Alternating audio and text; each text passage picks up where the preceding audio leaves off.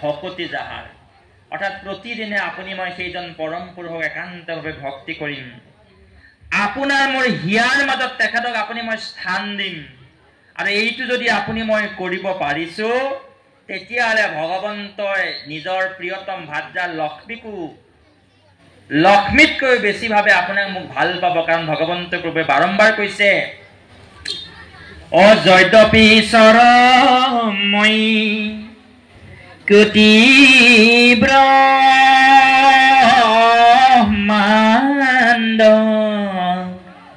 তথাপি অধীন মই ভকত জনৰ ভগৱন্ত প্ৰভুক যদি কোনোবাই দাস কৰিব পাৰে কোনোবাই বান্ধি ৰাখিব পাৰে কোনোবাই নিয়ন্ত্ৰণ কৰিব পাৰে সেইজন একমাত্ৰ ভকত ভকত কোনজন যিজন কৈছে সন্তেহে সম্পূৰ্ণ নুশুনায় পৰমন্ত সেইজনে সন্ত সেইজনে ভকত যিজনে আনৰ মন্ত্ৰ কেতিয়াও নুশুনে আৰু ভক্তৰ অধীন হৰি নুহেক স্বতন্ত্ৰ আৰু সেইজন ভক্তৰ দাস হৈ ভগৱন্ত থাকিব অৰ্থাৎ স্বয়ং ভগৱন্তয়ো স্বতন্ত্ৰ নহয় তেওঁক ভকতে পৰিচালিত কৰিব ভগৱন্তই কৈছে মই বিনে ভকতে নাজানে কিছু জ্ঞান ভকতত পৰে মই নজানো হোৱা মোৰ বাহিৰে মোৰ ভকতে বেলেগ একো চিনি নাপায় একো নাজানে ময়ো মোৰ ভকতৰ বাহিৰে আন কাৰোৰ কথা নেজানো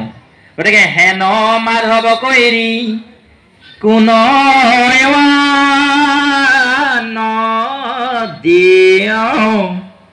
মহাভক্তি ভাৱ কৰি কৰিবে সেইজন পৰম মংগলময় মাধৱ ভগৱন্ত প্ৰভুক বাদ দি কোনেনো আন দেৱতাক সেৱা কৰিব পূজা কৰিব এই বুলি ভাগৱতে আক্ষেপ কৰিছে ভাগৱতে প্ৰশ্ন উত্থাপন কৰিছে ভাগৱতে সিদ্ধান্ত দিলে ভাগৱতে প্ৰশ্ন আগবঢ়ালে ভাগৱতে বিচাৰ কৰিলে বিশ্লেষণ কৰিলে আৰু এই গোটেই কথাখিনি আপোনাৰ মোলৈকে আগবঢ়ালে এতিয়া দায়িত্ব আপোনাৰ মোৰ আপুনি মই ভাগৱতৰ সিদ্ধান্ত পালন কৰিম নে মোৰ বৈষয়িক জীৱনৰ সিদ্ধান্ত গ্ৰহণ কৰি পালন কৰিম যদি ভাগৱতৰ সিদ্ধান্ত আপুনি মই পালন কৰোঁ আপুনি মই ৰেচন কাৰ্ড নাপাব পাৰোঁ অৰুণোদয় নাপাব পাৰোঁ বন্ধন বেংকৰ লোনটো নাপাব পাৰোঁ কিন্তু বৈকুণ্ঠত টিকেট এটা যে পাম এইটো খাটা ভাগৱতৰ সিদ্ধান্ত যদি আপুনি মই গ্ৰহণ কৰোঁ আপুনি মই সুখৰ লগত দুখো পাম ৰামচন্দ্ৰই 12 বনবাস খাটিবলগীয়া হোৱা নাছিল জানো পাণ্ডৱে বনবাস খাটিবলগীয়া হোৱা নাছিল জানো ৰজা হৰিচন্দ্ৰই সৰ্বস্ব ত্যাগ কৰিবলগীয়া হোৱা নাছিল জানো কাৰণ আপুনি পৰীক্ষা দিবই লাগিব ভকত হ'বৰ বাবে পৰীক্ষা নিদিয়াকৈ কোনেও ভকত নহয় আৰু পৰীক্ষা নিদিয়াকৈ কোনেও বৈকুণ্ঠৰ টিকেটটো নাপায় এতিয়া বৈকুণ্ঠৰ টিকেট পোৱাৰ বাবে আমি আমাৰ ক্ষুদ্ৰ জ্ঞানেৰে যিমানকণ কথা জানিলো বুজিলো আপোনাকৰ আগত আগবঢ়ালো আমাৰ দৰে 1.5 ফুটীয়া চাইজৰ মানুহটোৰ আৰু ইমান নাই আপোনালোকক দিব পৰাকৈ এনেকৈ আপোনালোকক আৰু অধিক ইয়াতকৈ মহৌষধ উত্তম পন্থ দিব পৰাকৈ এগৰাকী ৰসজ্ঞ আমাৰ মাজত উপস্থিত হৈছেহি আমাৰ অগ্ৰজ আমাৰ পৰম শ্ৰদ্ধা আৰু আদৰৰ পংকজ তামুলী বাপ আপোনালোকৰ সকলোৰে চিনাকি গতিকে দবা কোবাবলৈ নেগেৰা বুজাবলৈ আমাৰ বাপ সকলো সাজু হৈ আছে নাম এষাৰ গাবলৈ নিশ্চয় নাম এষাৰৰ দায়িত্ব তামুলী বাবুকে দিওঁ আইসকল গতিকে পৰৱৰ্তী কাৰ্যসূচীখিনি হাত ধৰি নিবৰ বাবে আমি তামুলী বাবুক সেৱা জনাইছোঁ ৰৈ থকা তালযোৰ হাতত ৰৈ আছে বজাও ঐ আসন পাতি শংকৰ দেৱে পাতিলে থাপনা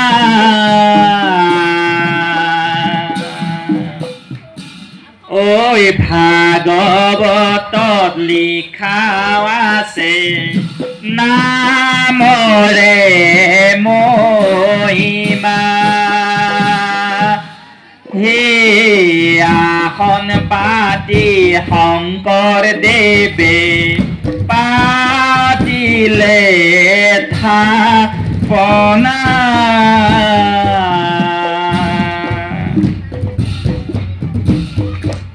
ঐ ভাগৱতত লিখাও আছে নামৰে মহিমা ধৰিলে বাকীখিনি কাম নধৰিলে আমৰিম পাঠক বাবুসকলে অকণ সহায় কৰি দিয়ক আসন পাতি বহি আছে আসন পাতি শংকৰদেৱে পাতিলে থাপনা ঐ ভাগৱত লিখাও আছে নামৰে মহিমা ৰাম ঘোৰ ব্যাধ বাল্মীকি নাৰদ দাসী সুত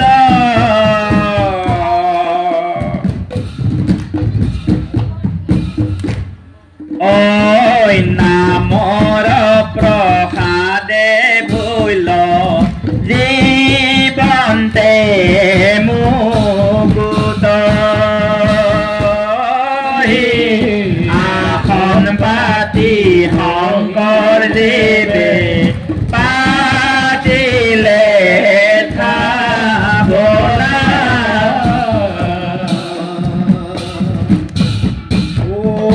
ভাগৱত লিখাই আছে নামৰে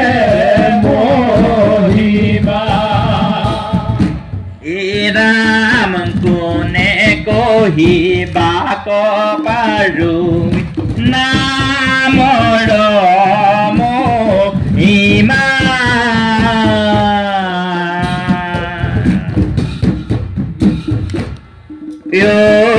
চাৰি মুখে ব্ৰহ্মায়ুন পান্ত তাৰ হিমা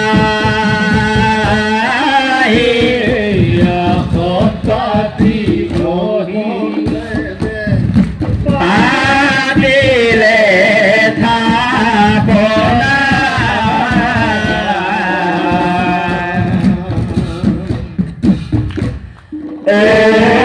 ভাগৱত লিখা আছে নামৰে মহিমা বান্ধৱ কৃষ্ণ এই নাম লোৱা বাহু তুলি তুলি ঐ নাম শুনি পলাই যাব দুষ্ট কাল কলি নাম লোৱা বাহু তুলি তুলি ঐ নাম শুনি পলাই যাব দুষ্ট কলি কালি ৰাম হেন নাম এৰি কৰো আনত বিশ্বাস কিমতে ৰাইবা গুৰু সংসাৰৰ তাহ নাম লোৱা বাহু তুলি তুলি বান্ধৱ ঐ নাম শুনি পলাই যাব দুষ্ট কাল কলি ৰাম আছে মাধৱৰ নাম জগত বিয়াপী সংসাৰ তাপত মৰুই চেতনি পঠালি নাম লোৱা বাহু তুলি তুলি নাম শুনি পলাই যাব দুষ্ট কালি কিনো চিত্ৰ দেখা জানিবা তাৰপা কৰনাহি লেখা নাম লোৱা বাহু তুলি তুলি ঐ নাম শুনি পলাই যাব দুষ্ট কাল কলি জানিয়া সমস্তনৰে এৰাৱা নকাম ফুৰা গলে বান্ধি মাধৱ বৰ বান্ধৱ নাম নাম লোৱা বাহু তুলি তুলি নাম শুনি পলাই যাব কাল বুলি কৃষ্ণৰ কিংকৰে কহে ইহে তত্ত্বসাৰ পুলা ৰাম ৰাম পুলা পাপৰ ভাণ্ডাৰ নাম লোৱা বাহু তুলি তুলি নাম শুনি পলাই যাব কৃষ্ণৰ কিংকৰে কহে এই তত্ত্বসাৰ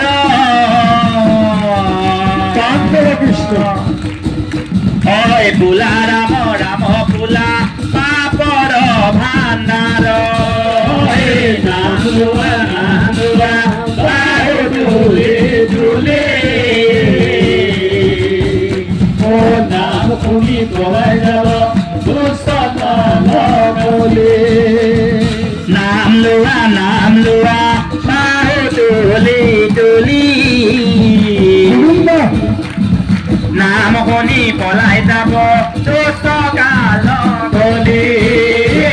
নাম লোৱা বাহু তুলি তুলি নাম শুনি পলাই যাব দুষ্ট কাল বুলি ৰাম জয় হৰে কিয়ে জয় জয় গোপাল গোবিন্দ ৰাম নামে খাৰ ৰাম নামে কৰি আছে জগত উদ্ধাৰ পৰম মংগলময় ৰাম নামে আপোনাৰ মোৰ জীৱনৰ কাৰণে বসন হওক ভূষণ হওক আসন হওক অলংকাৰ হওক একান্ত ভকতসকলৰ চৰণ আপোনাৰ মোৰ কাৰণে সেৱাৰ পাত্ৰ হৈ পৰক পৰম কৰুণাময় আপোনাৰ মোৰ কাৰণে উপাস্য হওক সুখে দুখে নেৰুৱাৰ চৰণ এয়াই আপোনাৰ মোৰ মন্ত্ৰ হওক এই প্ৰাৰ্থনাৰে আজিৰ এই পবিত্ৰ অনুষ্ঠানটিত অংশগ্ৰহণ কৰিবলৈ আমন্ত্ৰণ জনোৱাৰ বাবেই অংকুৰ জ্যোতি সংঘৰ প্ৰতিগৰাকী বিষয়ববীয়ালৈ কৃতজ্ঞতা শ্ৰদ্ধা জনাইলো পবিত্ৰ অনুষ্ঠান ভাগিত এই 2.5 ঘণ্টা সময় আপোনালোকৰ সৈতে কৃষ্ণ কথা আলাপ আলোচনাৰ সুযোগ দিয়াত সহযোগিতা আগবঢ়োৱা প্ৰতিগৰাকী পাঠক বাপৰ চৰণত সেৱা আগবঢ়ালো অনুষ্ঠানটিৰ আয়োজনত সহযোগিতা আগবঢ়োৱা মাইক্ৰফোনৰ অপাৰেটৰ পোহৰৰ অপাৰেটৰৰ পৰা আৰম্ভ কৰি ৰন্ধনশালত ব্যস্ত হৈ থকা মেইডি দেউৰী বাপসকলৰ পৰা আৰম্ভ কৰি চাহৰ খোলাত ব্যস্ত মাতৃসকললৈ কৃতজ্ঞতা অনুষ্ঠানটিৰ ইমান পৰে আমাৰ বাক্যে বচন শ্ৰৱণ কৰি আমাক আহ্লাদিত কৰা সেৱাৰ পাত্ৰস্বৰূপ পিতৃসকল মাতৃসকল শ্ৰদ্ধাৰ যুৱক বন্ধু বান্ধৱী আৰু শিশুমইনাৰ লগতে মাইক্ৰফোনৰ শব্দই যিসকলক স্পৰ্শ কৰিলে প্ৰতিগৰাকী মহানুভৱলৈ আমি আমাৰ ভক্তিপূৰ্ণ সেৱা জনালো আৰু আপোনালোকে নাম ভাগি গাই থাকোঁতে ঈশ্বৰৰ সৈতে এটা কথা পাতিলো প্ৰভু 2.5 ঘণ্টা সময় আপোনাৰ ওচৰলৈ আহিলো বহুতো অপৰাধ হ'ল কথাই বচনে সুৰে সঞ্চাৰে আসনে বাসনে গতিকে আমাক অকণমান ক্ষমা কৰি দিয়ক নবা আমি নামৰ অপৰাধত থাকিম প্ৰভুৱে ইংগিত কৰিলে যে তোমাৰ সন্মুখত যিসকল বহি আছে সেই সকলৰ চৰণত তুমি শিৰি থৈ এভাগি সেৱা জনোৱা আৰু তেখেতসকলক কোৱা তোমাৰ অপৰাধ ক্ষমা কৰিবৰ বাবে প্ৰভুৰ আজ্ঞাৰে আপোনালোকৰ দৰে মহন্তসকলৰ চৰণত শিৰি থৈ আমি ক্ষমা প্ৰাৰ্থনা মাগিছোঁ আমাৰ সমস্ত অপৰাধ ভঞ্জনৰ বাবে আপোনাৰ মস্তে প্ৰভুক এবাৰ আজ্ঞা কৰক আৰু আমাৰ আপোনাৰ সমস্তৰ অকণমান কৃপা প্ৰাৰ্থনাৰে সমৃদ্ধ কৰক এই প্ৰাৰ্থনাৰে তামুলী বাপক পৰৱৰ্তী ব্যাখ্যা আগবঢ়াবলৈ অনুৰোধ জনাই পাঠক বাপসকলক পাঠ আগবঢ়াবলৈ সেৱা জনাই এই সেৱকে শিৰণত হৈছোঁ মোৰ সম পাপী লোক নাহি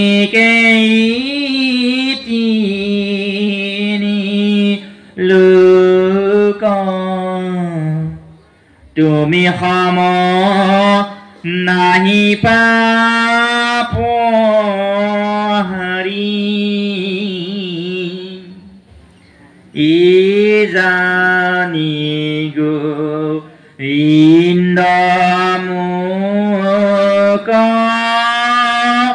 যেন জুৱাই